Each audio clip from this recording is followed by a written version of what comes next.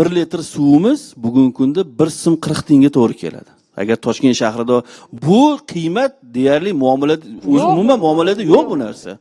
1 so'm 40 tiyin. Agar 10 tonna suv ishlatsangiz, bor yo'g'i 14 ming so'm pul to'laysiz. Bugun Toshkent shahri eng arzon hudud. Yana bir bor aniqlik kiritish maqsadida takrorlamoqchiman. 1 litri 1 so'm 40 tiyin dedingiz. Toshkent shahrida. Bu Toshkent shahrida. Ko'rsatilgan xizmat narxi, ya'ni quvurlar sotib olingan uyga kirguncha, jo'mraklar, u yerda nasoslar ishlayapti, elektr ta'minoti ketyapti. Mana shu xarajat puli asli 27 mingta xodimning mehnati bor. Bugun bir tomchi ichadigan suv suvimiz. inshootga kirib to sizni xonadoningizga yetib borguncha bo'lgan xarajatga haq olinadi. Men yana ta'kidlayman, O'zsuv ta'minot aksiyadorlik jamiyati tijorat uchun tashkil etilgan tashkilot emas.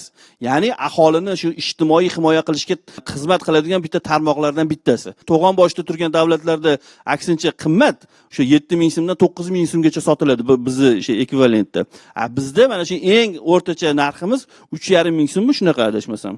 3400 so'm o'rtacha o'sha 1 kuba, ya'ni 1000 litr suvni narxi. 3400 so'mga do'konga kirsangiz, yarim litrlik suvni ham ola olmaysiz.